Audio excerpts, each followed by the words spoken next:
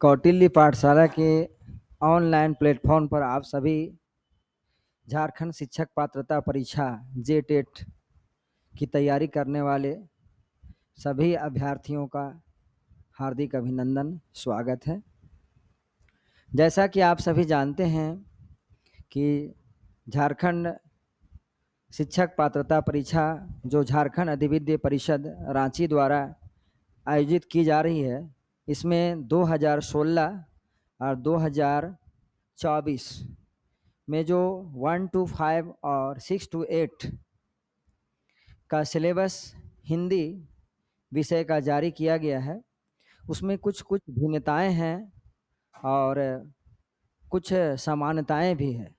इसके बावजूद भी पुनः एक प्राथमिक शिक्षा निदेशक के द्वारा, सरकार के द्वारा एक कमेटी की गठन की गई है, जिसमें बताया गया है कि जो सिलेबस जारी किया गया है उसमें कुछ आंशिक परिवर्तन किया जा सकता है।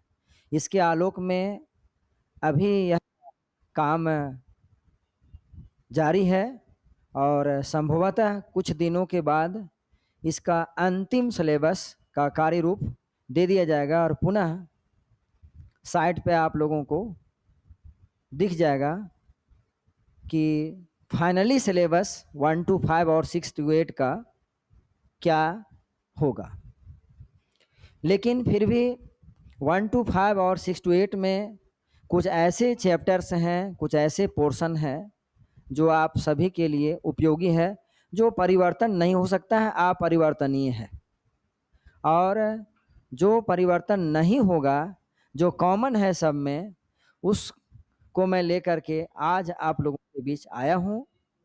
उसमें से जो व्याकरणिक पोर्शन है, उसमें संज्ञा है, सर्वनाम है, विशेषण है, क्रिया है, अव्यय है, समुच्चय बोधक है, विस्मयादि बोधक है, क्रिया विशेषण है, संधि, समास, उपसर्ग, प्रत्यय, पदबंध, वाच्य, वाक्य, अपठित गद्यांश, अपठित पद्यांश एवं अन्य बहुत सारे जो चैप्टर हैं जो कॉमन है, जो आप लोगों के लिए उपयोगी है, इसमें कभी परिवर्तन नहीं हो सकता है। मैं उसी सिलेबस के साथ आज एक नया चैप्टर आप लोगों के बीच में शुरू करने जा रहा हूं। तो आप देखिए, उसमें जैसे आप जानते होंगे, व्याकरण जब पढ़ रहे होंगे तो व्याकरण के बारे में जानकारी आपकी खुद होगी कि व्याकरण क्या है। तो व्याकरण वह शास्त्र महान है जो देता है नियमों का ज्ञान। और व्याकरण में जो चैप्टर आज हम लोग चर्चा करेंगे वो व्याकरण के रूप या प्रयोग के आधार पर शब्द के जो भेद होते हैं, उसमें शब्द के वास्तव में दो भेद होते हैं। शब्द के दो भेद होते हैं। शब्द के दो भेद होते हैं। व्याकरणिक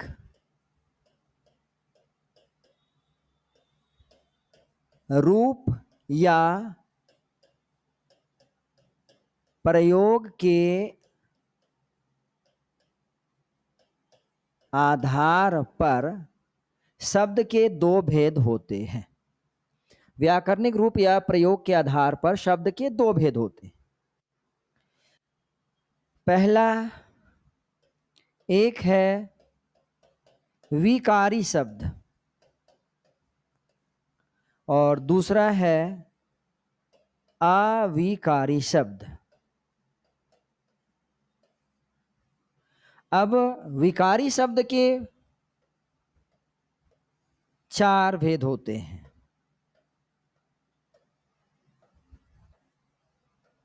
और अविकारी के भी चार भेद होते हैं।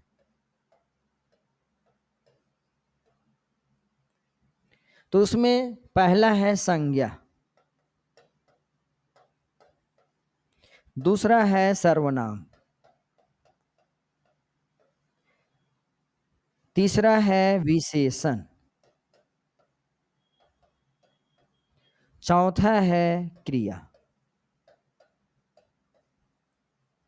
इसी प्रकार अविकारी शब्द के जब हम रूप लेंगे तो पहला देखेंगे इसमें क्रिया विशेषण, दूसरा है समुच्चय बोधक अविकारी शब्द या अव्यय, तीसरा है संबंध बोधक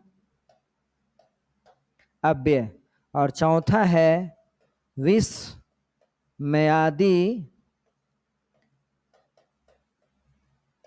बोधक अव्यय जानेंगे। तो अविकारी शब्द क्या है? वे शब्द जिसका रूप लिंग वचन कारक पुरुष काल के आधार पर परिवर्तन होते रहते हैं हमेशा, उसको हम विकारी शब्द कहेंगे। और दूसरा है अविकारी शब्द, वे शब्द जिसका रूप लिंग वचन कारक काल पुरुष के अनुसार बदलते नहीं हैं, इसका दूसरा नाम है अव्यय। अव्यय जिसका होता कभी नहीं व्यय, उसको कहते हैं अव्यय, यानी जिसका रूप लिंग वचन कारक पुरुष के आधार पर नहीं बदलता है, उसको हम अविकारी शब्द या अव्यय शब्द कहते हैं। इसमें भी चार है, व्याकरणिक के अनुसार चार है, लेकिन इसमें एक अन्य और भी है जिसका अभी हम लोग नाम चर्चा करेंगे, निपात। तो एक निपात भी है, लेकिन ये अभी निपात जो है ये इसका पांचवा भेद नहीं बोला जा सकता है, अन्य भेद में निपात शामिल है। अब हम लोग बारी बारी से देखेंगे। आज मैं चर्चा करूंगा संज्ञा पर कि संज्ञा क्या है, नॉन क्या है। तो देखिए बंधु, संज्ञा शब्द के बारे में जाने।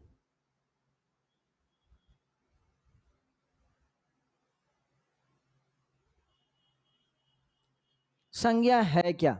मैं संज्ञा को एक विस्तृत रूप में चार्ट लेकर के आप लोगों को समझा देने के लिए आया हूं। देखिए संज्ञा क्या है। संज्ञा को हम लोग ऐसे भी लिख सकते हैं, संज्ञा। अब ये क्या है कि संज्ञा शब्द है क्या, जिसको इंग्लिश में बोलते हैं नाउन। पार्ट्स ऑफ स्पीच शब्द के जो भेद है, पहला है संज्ञा। तो संज्ञा शब्द के बारे में हम लोग जाने कि संज्ञा शब्द की व्युत्पत्ति कैसे हुई है, उसका शाब्दिक अर्थ क्या है, उसका व्याकरणिक अर्थ क्या है, और संज्ञा को हम अन्य कौन कौन नामों से जानते हैं, संज्ञा के कितने भेद होते हैं, कौन सा भेद किस वर्ग कोटि के आधार पर कौन सा भेद मान्य हुआ है, इसके बारे में हम लोग चर्चा अभी विस्तृत रूप से करेंगे। देखिए तो संज्ञा शब्द की जो व्युत्पत्ति हुई है सम और ज्ञा शब्द से, इसकी व्युत्पत्ति हुई है सम और ज्ञा। सम का मतलब होता है पूर्ण, यहां बोलेंगे पूर्ण बोलेंगे, पूर्ण बोलेंगे, ये पूर्व नहीं बोलेंगे, पूर्ण बोलेंगे। संज्ञा शब्द का टाइपिंग एरर है ये। संज्ञा शब्द का संज्ञा शब्द जो बना है सम और ज्ञा दो शब्द से मिलकर के संज्ञा शब्द बना है। और संज्ञा को हम लोग संज्ञा भी बोलते हैं, शुद्ध भाषा में संज्ञा बोला जाता है, हम लोग खड़ी बोली में संज्ञा बोलेंगे इसको। तो संज्ञा में सम का मतलब होता है पूर्ण और ज्ञा का मतलब होता है ज्ञान या जानना। इस प्रकार हम लोग देखेंगे कि इसका शाब्दिक अर्थ क्या हुआ, तो पूर्ण ज्ञान या ठीक प्रकार से जानना या सम्यक रूप से विस्तृत, सम्यक रूप से विस्तृत जानकारी प्राप्त करना, ये जानेंगे पहले। और संज्ञा में सम धातु है, सम उपसर्ग है और ज्ञा धातु है। अब हम लोग जाने शाब्दिक अर्थ इसका क्या होगा, तो पूर्ण ज्ञान या ठीक प्रकार से जानना। व्याकरणिक अर्थ क्या होगा इसका, तो व्याकरणिक नाम इसका है, अर्थ है नाम, और संज्ञा का ही पर्याय अन्य नाम शब्द के रूप में जाना जाता है तो नाम के नाम से जाना जाता है। कहने का मतलब हुआ व्याकरणिक अर्थ हो गया नाम और संज्ञा का पर्याय भी होता है नाम। अब यहाँ चूंकि हम लोग जानते हैं कि संसार में संज्ञा है क्या, all the naming words are called noun, जिसको हम लोग कहते हैं। जितने इस पृथ्वी पर वस्तुएं हैं, पदार्थ हैं, नाम है, सभी संज्ञा है। और तो संज्ञा क्या है, इस संसार में नामों की संख्या चूंकि अनंत है, तो जो अनंत है तो यही कारण है कि संज्ञा का एक दूसरा नाम रखा गया है, महानाम भी कहा जाता है। तो हम लोग जानेंगे क्या कि संज्ञा का दूसरा नाम महानाम के भी नाम से जानते हैं। इस प्रकार हम इसका परिभाषा क्या जानेंगे कि संज्ञा उस विकारी शब्द को कहा जाता है जिसके द्वारा किसी व्यक्ति, वस्तु, भाव, जीव अथवा स्थान के नाम का बोध होता है, उसको हम लोग कहेंगे संज्ञा। संज्ञा की परिभाषा इस रूप में लेंगे कि किसी भी नाम को संज्ञा कहते हैं। लेकिन अगर यदि उसे हम विस्तृत रूप में जानने का प्रयास करेंगे तो क्या है, नाम में क्या है कि चाहे वह व्यक्ति का नाम होगा या वस्तु का नाम होगा या कोई भाव का नाम होगा या कोई जीव का नाम होगा या कोई प्लेस का नाम होगा जो संज्ञा है। जैसे देखिए उदाहरण के तौर पर मोहन, सोहन, राम, श्याम, दिल्ली, मुंबई, प्रयागराज, वाराणसी, पटना, रांची, ये सब देखिए। पुस्तक, फल, शेर, मनुष्य, पक्षी, भय, हर्ष, बुराई, क्रोध, ये सब क्या है, ये भाव है। भय, हर्ष, बुराई, क्रोध, ये सब प्रेम, ये सब क्या है, तो ये भाव है। लेकिन ये सब क्या है, नाम है, चाहे वह वस्तु का नाम होगा या स्थान का नाम होगा या कोई व्यक्ति का नाम होगा। अब हम लोग देखेंगे कि आगे कि संज्ञा के भेद कितने होते हैं। संज्ञा के भेद कितने होते हैं, यहाँ बहुत ही महत्वपूर्ण मैं बात बताने जा रहा हूं। आप देखें बढ़िया से कि संज्ञा के भेद दो तरह से हम लोग करेंगे। क्या, पहला भेद है अर्थ के आधार पर संज्ञा के भेद और व्युत्पत्ति के आधार पर संज्ञा के भेद। तो पहले जानेंगे कि अर्थ के आधार पर संज्ञा के कितने भेद होते हैं और व्युत्पत्ति के आधार पर संज्ञा के भेद कितने होते हैं, और आज के व्याकरण के आधार पर, आधुनिक व्याकरण के आधार पर संज्ञा के कितने भेद होते हैं, इसके बारे में हम लोग जानने का प्रयास करेंगे। तो इसमें क्या है, अर्थ के आधार पर संज्ञा के 5 भेद होते हैं जो सामान्यतः प्रायः सभी किताबों में ये देखने को मिलता है। अब क्या है, पहला हम लोग देखेंगे कि इसमें क्या है, अर्थ के आधार पर संज्ञा के 5 भेद क्या है। पहला, व्यक्तिवाचक संज्ञा, व्यक्तिवाचक संज्ञा। दूसरा, जातिवाचक संज्ञा। तीसरा, समुदायवाचक संज्ञा। चौथा है द्रव्यवाचक संज्ञा और पांचवा है भाववाचक संज्ञा। देखिए, तो इस प्रकार हम लोग जानेंगे कि संज्ञा के अर्थ के आधार पर संज्ञा के 5 भेद होते हैं। अब व्युत्पत्ति के आधार पर संज्ञा के कितने भेद होते हैं, तो व्युत्पत्ति के आधार पर संज्ञा के 3 भेद होते हैं। पहला है इसमें से व्यक्तिवाचक संज्ञा, दूसरा गणनीय संज्ञा और तीसरा अगणनीय संज्ञा। जिसमें व्यक्ति विशेष का बोध हो उसको हम लोग व्यक्तिवाचक संज्ञा कहेंगे। गणनीय संख्या जिसको कहते हैं काउंटेबल नाउन, जिसको गणना किया जा सके, जिसको गिनती किया करते हैं हम लोग, उसको कहते हैं गणनीय संज्ञा। और अगणनीय संज्ञा हो गया जिसको गिना नहीं जा सके। अभी आगे हम लोग इस पर विस्तार से चर्चा करेंगे। आगे देखिए,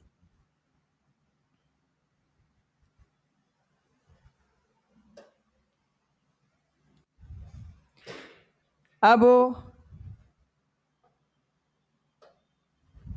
आधुनिक वर्गीकरण के आधार पर संज्ञा के कितने भेद होते हैं इस पर जानेंगे। ये बहुत ही महत्वपूर्ण है दोस्तों, ये जानना है। यही परीक्षा में हमेशा आता है आप लोगों को, क्या कि आधुनिक वर्गीकरण के आधार पर संज्ञा के 3 भेद माने गए हैं।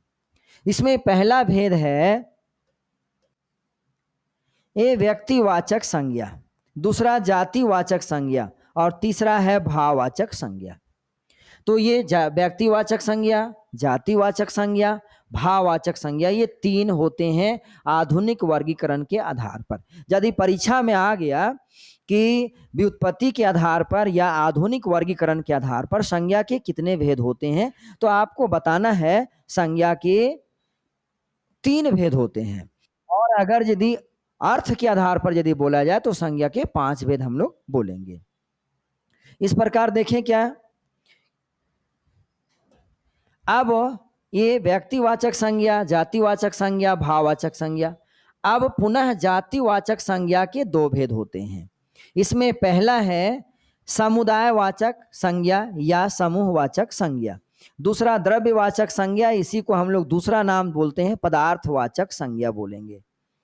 अब इसमें हम लोग बारी बारी से देखेंगे कि व्यक्तिवाचक संज्ञा क्या है। बहुत बढ़िया से ध्यान से देखिए, व्यक्तिवाचक संज्ञा क्या है? जो शब्द किसी विशेष व्यक्ति, वस्तु, स्थान या प्राणी के नाम का बोध कराता है। ध्यान देना है, किसी विशेष व्यक्ति, वस्तु, स्थान या प्राणी के नाम का बोध जहां हो वहां व्यक्तिवाचक संज्ञा होता है। अथवा जिस शब्द से किसी एक वस्तु या बोध, एक व्यक्ति का बोध हो, उसको हम लोग कहेंगे व्यक्तिवाचक संज्ञा। पहचान के बारे में, इसकी पहचान के बारे में मैं लिख दिया हूं कि इसको हम लोग कैसे पहचान सकते हैं कि ये व्यक्तिवाचक संज्ञा का उदाहरण है। तो इसके बारे में हम लोग जानेंगे क्या, देखें कि जो वस्तु, स्थान, व्यक्ति संसार में अपनी तरह का एक ही हो। ध्यान देना है, जो एक ही हो, जो वस्तु हो, चाहे वो स्थान हो या व्यक्ति हो, संसार में अपनी तरह का एक ही हो और जिसका वर्गीकरण संभव नहीं है, वो व्यक्तिवाचक संज्ञा का उदाहरण है। आगे हम लोग देखेंगे कि इसके उदाहरण के तौर पर कौन कौन से ऐसे शब्द हैं जो व्यक्तिवाचक संज्ञा कहलाएंगे। देखिए, जैसे पृथ्वी, चंद्रमा, रामायण, महाभारत, कुरान, पुराण, ये सब क्या है? एक है, एक विशेष है। तो ध्यान देना, राम, भारत, महात्मा गांधी, भगत सिंह इत्यादि बहुत सारे। यहाँ ध्यान दीजिए कि व्यक्तिवाचक संज्ञाएं निम्नलिखित रूपों में होती है या निम्नलिखित रूपों में व्यक्तिवाचक संज्ञाएं होती है। इसमें कौन कौन? देखिए, व्यक्तियों के नाम जैसे महात्मा गांधी हो, सुभाष चंद्र बोस हो, भरत हो, सुनीता है, सरदार पटेल है, श्याम है, हरि है, सुरेश है, ये व्यक्तिवाचक खास व्यक्ति का बोध हो रहा है, उसको हम लोग कहेंगे ये व्यक्तिवाचक संज्ञा का ये उदाहरण होगा। आगे देखेंगे पर्वतों के नाम, हिमालय, विंध्याचल पर्वत, अलकनंदा पर्वत, काराकोरम, अरावली, एंडीज, ये सब व्यक्तिवाचक संज्ञा का उदाहरण है। समुद्रों के नाम हम लोग देखेंगे, काला सागर, भूमध्य सागर, हिंद महासागर, प्रशांत महासागर, अरब सागर, ये सब क्या है? तो ये व्यक्तिवाचक संज्ञा का उदाहरण है। दिशाओं के नाम, देखिए दिशाओं के नाम, पूर्व दिशा, पश्चिम दिशा, उत्तर दिशा, दक्षिण दिशा, पूर्व पश्चिम दिशा, उत्तर दक्षिण दिशा, ये सब व्यक्तिवाचक संज्ञा का उदाहरण है। देशों के नाम Bharat, Japan, America, Pakistan, Germany, रूस, यूएसए, चाहे जो भी हो देश, जितने भी जो भी देश हो, ये सभी देशों के नाम। राष्ट्रीय जातियों के नाम, भारतीय जातियां, हम भारतीय हैं, जो इंडियन हैं, अमेरिकी, रूसी, जापानी, फ्रेंचाइजी, ये सब क्या है? ये जातियों के नाम, ये व्यक्तिवाचक संज्ञा का उदाहरण है। नदियों के नाम, गंगा, यमुना, कृष्णा, कावेरी, गोदावरी, बहुत सारी नदियां हैं, सभी नदियों के नाम ये व्यक्तिवाचक संज्ञा है। पुस्तकों तथा समाचार पत्रों के नाम, जैसे रामचरितमानस, महाभारत, वेद, पुराण, उपनिषद, रामायण, कुरान, बाइबिल, धर्मयुग। समाचार पत्र में कौन कौन से? बहुत सारे समाचार पत्र हैं।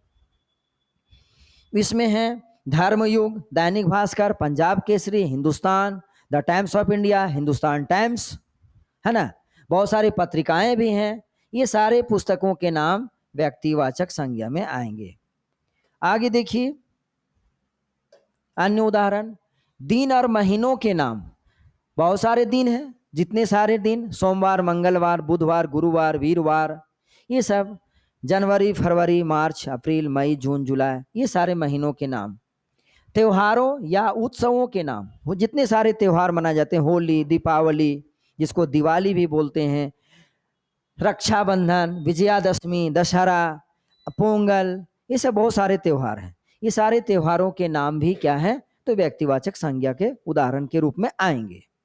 ग्रह, नक्षत्र, उपग्रह के नाम, पृथ्वी, मंगल, चंद्रमा, पुष्य, चित्रा, भरणी, स्वाति, ये सब, हथिया भी नक्षत्र एक है। ये सारे नक्षत्र के नाम जो है, उपग्रह के नाम, जितने सारे ग्रह हैं, सभी ग्रहों के नाम भी व्यक्तिवाचक संज्ञा के उदाहरण में आएंगे। तो ये अभी हम लोग जाने कि व्यक्तिवाचक संज्ञा। अब देखिए जातिवाचक संज्ञा क्या है।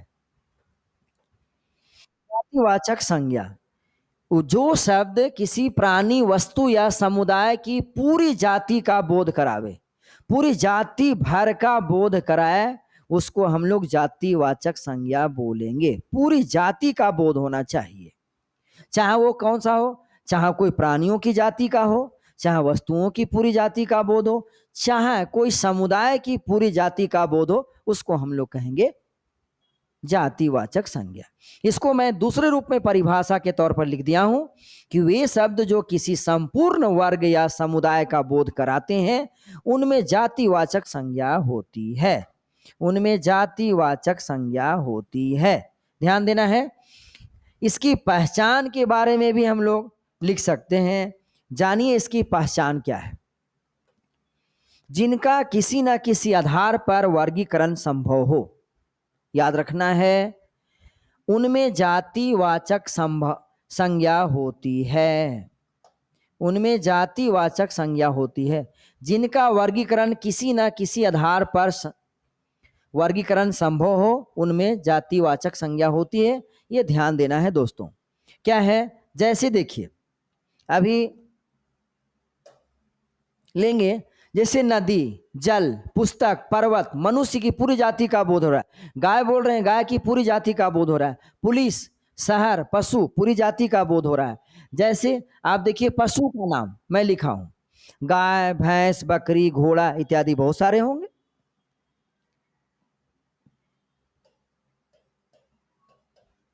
इत्यादि बहुत सारे होंगे। जो पशु का नाम, पूरे पशु जाति का बोध हो रहा है। इसी प्रकार पक्षी का नाम, मोर, तोता, कोयल, उल्लू, इसे बहुत सारे, जितने सारे हैं, ये सब इसकी पूरी जाति का बोध हो रहा है इत्यादि, ये भी इत्यादि। जैसे अनाज का नाम, गेहूं, जौ, चना, बाजरा। फल का नाम, फल और सब्जी का नाम हम लोग देखेंगे, आम, केला, सेव, संतरा, आलू, भिंडी, मटर इत्यादि। इसी प्रकार जितने सारे पुष्प हैं, फूलों के नाम, ये सभी जातिवाचक संज्ञा के उदाहरण, जैसे गुलाब, कमल, जूही, चमेली। दैनिक उपभोग की जितनी सारी वस्तुएं हैं, ये भी जातिवाचक संज्ञा के उदाहरण हैं। जैसे जल, मिर्च, नमक, टेबुल, चाय, पंखा, तेल, कैंची, कंघा, कंघी, ये सब। पदों के नाम, जितने सारे पद हैं, जैसे प्रधानमंत्री, राष्ट्रपति, राज्यपाल, मुख्यमंत्री, सचिव, उप सचिव, अवर सचिव, ये सब पद हैं, ये सारे पद हैं। शिक्षक भी क्या है, पद है। प्रधानाध्यापक, प्रधानाचार्य, प्राचार्य, ये सब पद हैं। जितने सारे पद हैं, सभी पदों का नाम भी जातिवाचक संज्ञा का उदाहरण में आएगा। जितने सारे विचारधारा है, जैसे कौन कौन सी विचारधारा से आप गुजरते हैं, समाजवाद विचारधारा है, मार्क्सवाद है, गांधीवाद है ना, ये साम्यवाद है, ये सारी विचारधारा है। इससे संबंधित भी जो भी हैं, ये सब जातिवाचक संज्ञा के उदाहरण हैं। आगे देखिए, संप्रदाय का नाम, जैसे वैष्णव संप्रदाय, ये भी जातिवाचक संज्ञा का उदाहरण। वैष्णव का मतलब क्या, विष्णु के उपासक को हम लोग वैष्णव बोलते हैं। शाक्त, शक्ति के उपासक जो होते हैं उसको शाक्त बोलते हैं।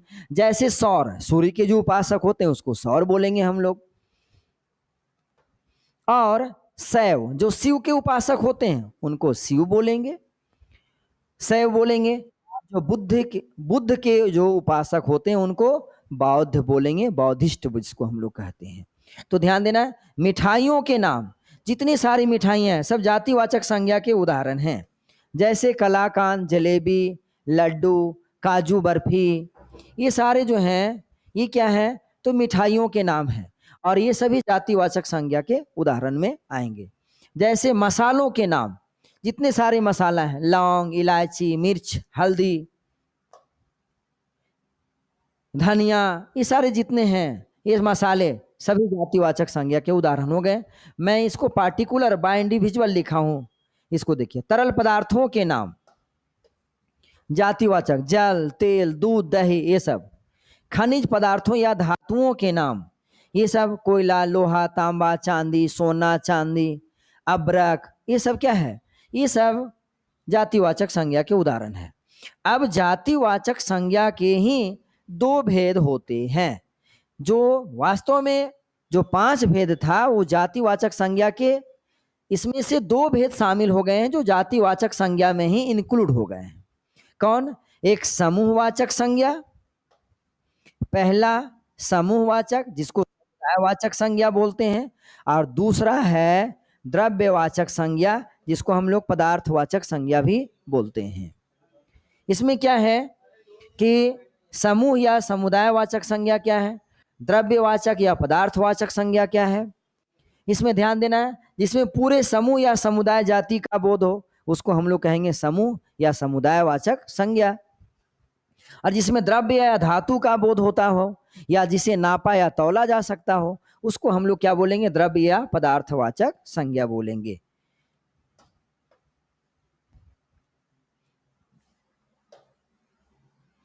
आगे देखते हैं क्या है समूह या समुदायवाचक संज्ञा है क्या। पहले ये जाने कि जिन शब्दों से प्राणियों, वस्तुओं आदि के समूह का बोध हो उन शब्दों में समूह या समुदायवाचक संज्ञा होती है। ध्यान देना, पूरे प्राणी वस्तु के पूरे समुदाय का बोध, कम्युनिटी का पूरा बोध हो उसको हम लोग कहेंगे समुदायवाचक संज्ञा। जैसे मैं लिख रहा हूं, यहां दल लिखा हूं, दल, पूरे दल में एक व्यक्ति नहीं शामिल होते हैं, एक या दो नहीं होते हैं, 10, 12, 50, 100, हजारों की भीड़ होती है दल में। जैसे कक्षा में एक बच्चे नहीं बैठ सकते हैं, 10, 20, 50 बैठते हैं, तो पूरे समूह है। कक्षा में विद्यार्थियों की एक समूह होती है जो अध्ययन करने का काम करती है। अब देखिए, सेना, पुलिस, दस्ता, पुंज, गिरोह, मंडल, वृंद, टीम, जत्था, जुलूस, गण, गुच्छा, देखिए सभा, संघ, परिषद, झुंड, श्रृंखला, जनता, समिति, समाज, लोग, समूच्य, जमात, ये सारे जो हैं समूहवाचक या समुदायवाचक संज्ञा का उदाहरण है। ध्यान देना है। इसी प्रकार हम लोग देखेंगे इसमें क्या है, समुदाय या समूहवाचक में ये पूरे समूह की बोध हो रहा है। इसमें देखेंगे द्रव्यवाचक संज्ञा में क्या,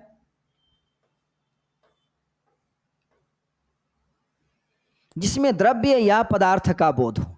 यही कारण है कि द्रव्यवाचक संज्ञा को पदार्थवाचक संज्ञा भी बोला जाता है, अन्य नाम पदार्थवाचक संज्ञा है।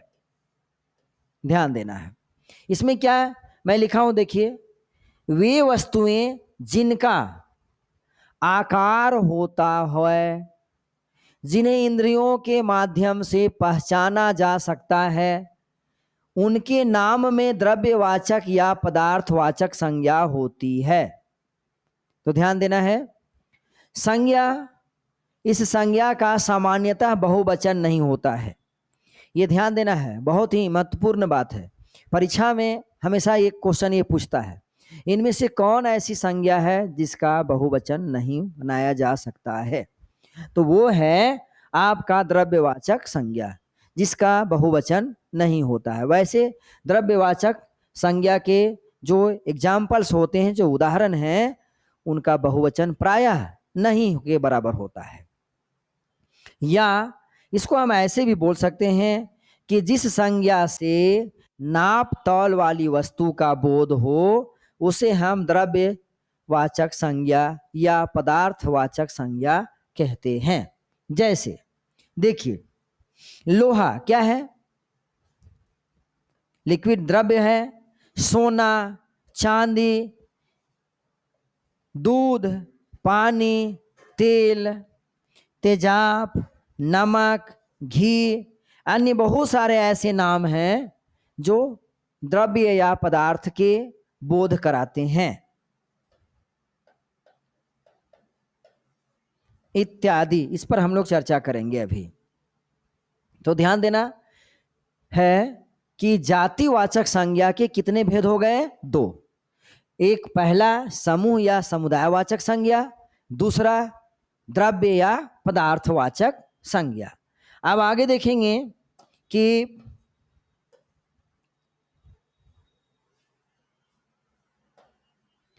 भाववाचक संज्ञा क्या है। भाववाचक संज्ञा, तो भाववाचक संज्ञा पर चर्चा करें। देखिए, भाव वाचक क्या है? एब्स्ट्रैक्ट नाउन जिसको हम लोग बोलते हैं। अब क्या है भाववाचक संज्ञा? वे शब्द जिनसे हृदय के किसी भाव का बोध हो। यहां ध्यान देना है, मैं लिखा हूं, थोड़ा सा परिभाषा को दूसरे रूप में लिख दिया हूं।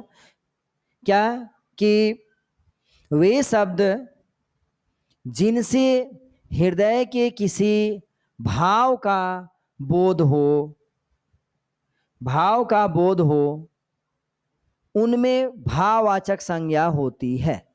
यह संज्ञा अमूर्त होती है, मूर्त नहीं, दिखता नहीं है। ऐसे शब्द दिखेंगे नहीं, अमूर्त होते हैं। इसे हम छू या देख नहीं सकते हैं, केवल हम इसे महसूस कर सकते हैं। उसको हम लोग कहेंगे भाववाचक संज्ञा। जैसे आप देखिए, डर, हर्ष, खुशी, क्रोध, गुस्सा। कोई देख सकता है गुस्सा को? छू सकता है कि कितना गुस्सा है? ये नहीं कर सकता है। तो यहां ध्यान देना, डर, हर्ष, क्रोध, वैमनस्य, औदार्य, उदार, उदारता जिसको हम लोग बोलते हैं, औदार्य, उदारता, भलाई, बुराई, कोमलता, पशुता या पशुत्व हम लोग देखेंगे, बचपन, बुढ़ापा, गलानी, ये सारे जितने सारे शब्द हैं। अभी अन्य एग्जाम्पल और हम लोग देखेंगे कि भाववाचक संज्ञा के कौन कौन से एग्जाम्पल्स और होते हैं। तो यहां देखें कि भाववाचक संज्ञा को हम दूसरे रूप में कैसे परिभाषित कर सकते हैं। आखिर वास्तव में भाव क्या है? यहां जानिए आप कि जो वैसी संवेदनाएं जिन्हें केवल हम महसूस किया जा सकता है, वैसी संवेदनाएं, मैं भाव को परिभाषित किया हूं, देखिए कि वैसी संवेदनाएं जिन्हें केवल महसूस किया जा सकता है, छुआ नहीं जा सकता है, उन्हें हम भाव कहते हैं। इसीलिए भाववाचक संज्ञा का परिभाषा इस रूप में भी हम इसे दे सकते हैं कि जिस संज्ञा शब्दों से किसी व्यक्ति अथवा वस्तु के गुण, दोष, दशा, अवस्था, भाव आदि का बोध होता है, उसे हम भाववाचक संज्ञा कहते हैं। उसे क्या बोलेंगे? तो भाववाचक संज्ञा बोलेंगे। जैसे बुढ़ापा, ईमानदारी, चतुराई, प्रेम, मिठास, सुंदरता, क्रोध, इस इत्यादि जितने सारे शब्द हैं, ये सब भाववाचक संज्ञा के उदाहरण हैं। इस प्रकार अभी हम लोग चर्चा क्या करेंगे कि पहला देखिए,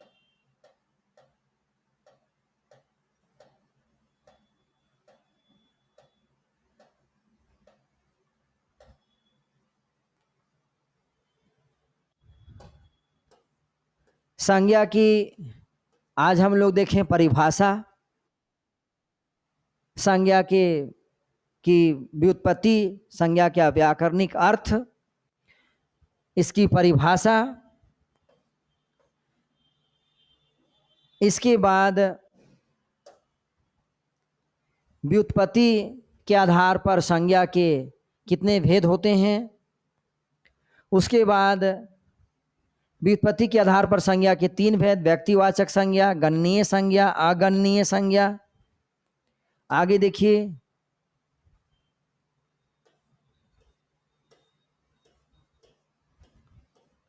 आधुनिक वर्गीकरण के आधार पर संज्ञा के कितने भेद होते हैं, तो 3, व्यक्तिवाचक संज्ञा, जातिवाचक संज्ञा, भाववाचक संज्ञा।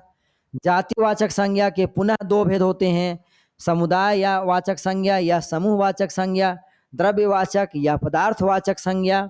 फिर बारी बारी से हम लोग व्यक्तिवाचक संज्ञा की परिभाषा देखें, इसके विभिन्न प्रकार के उदाहरण देखें हम लोग। उसके बाद देखिए,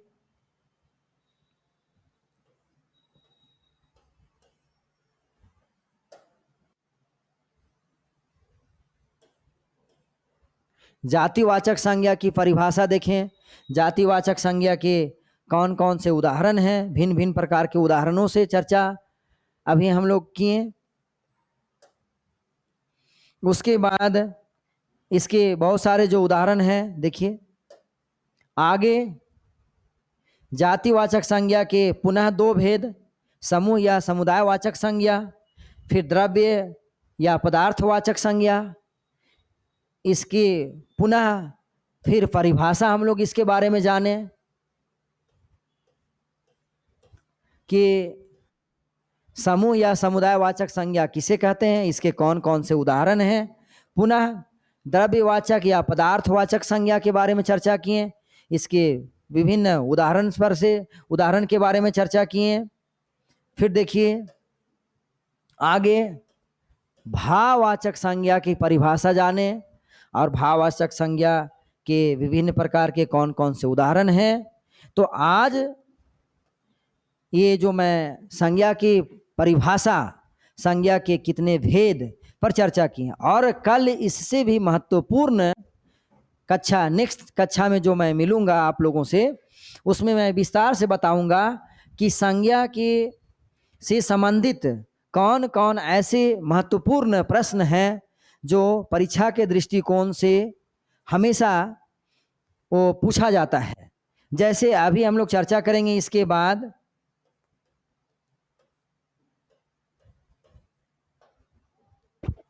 देखिए कि जातिवाचक संज्ञा से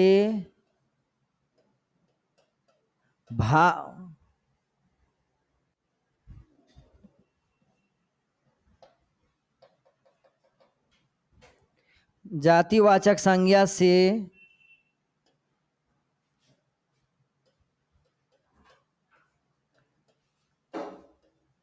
व्यक्तिवाचक संज्ञा कैसे बनाएंगे और व्यक्तिवाचक संज्ञा से जातिवाचक संज्ञा कैसे बनाएंगे, व्यक्तिवाचक संज्ञा से जातिवाचक संज्ञा कैसे बनाएंगे, और संज्ञा, सर्वनाम एवं अन्य जो शब्द हैं उससे हम भाववाचक संज्ञा कैसे बनाएंगे।